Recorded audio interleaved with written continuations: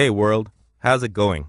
Yeah, it's us again, the people of Israel, a country so tiny that you can barely write our name on the globe. You have to write a part of it on the water or a neighboring country. The only country the Jewish people have, where they are free to speak their language with no hesitation, to live their lives and prevent another Holocaust like the one they endured a bit more than 60 years ago. Remember that? Just making sure because your memory tends to be short. The country that from the moment it was established, a bit over 60 years ago, has contributed and dedicated its human capital, its technological capabilities, and its innovational spirit for the sake of the global population. So we have one small request from you. No, don't worry, dear world. We know you're busy with issues like global warming, the energy crisis, and the bad economy. We truly understand, and we won't take much of your time. And how to say this lightly, we don't demand much from you anyways, only to hear us out this time.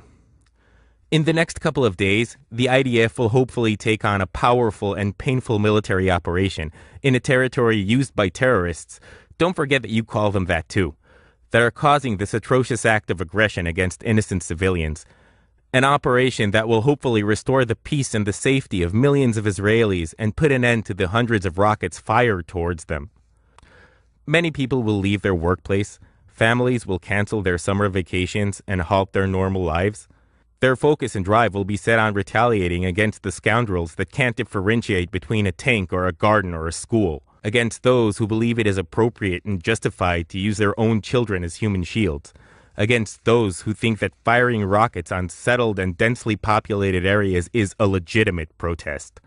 No, dear world, we don't need your help with soldiers or forces. We have our IDF soldiers. They are well-trained and fully motivated.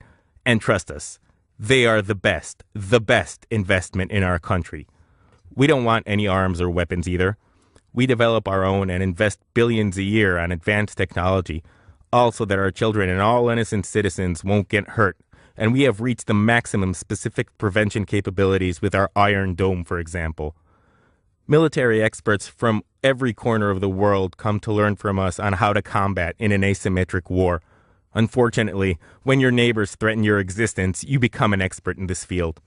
We also don't need your support in words if it is too difficult for you.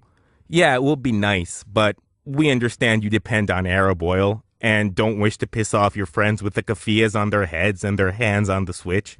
We all know how that brings up the gas prices. So we will ask you for one thing. Don't disturb and don't get in our way, because you obviously know that no country would allow their densely populated areas to be under vicious rocket attacks day and night. No country would allow innocent children to live in shelters or have 15 seconds to run for their lives. So why should we, a country approximately the size of New Jersey, allow this?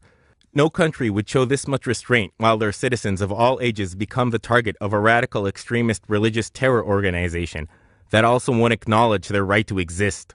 We have kept quiet and put up for this for too long, but the silence is deafening, as you should probably know, dear world, for you have kept your silence about the tragic mass murders in Syria, the violations of human rights in China, the suppressing of the minorities and the LGBT communities in Russia, and so on.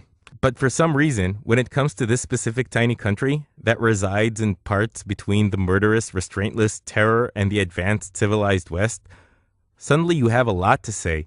Absolutely loads to say. So just let us be.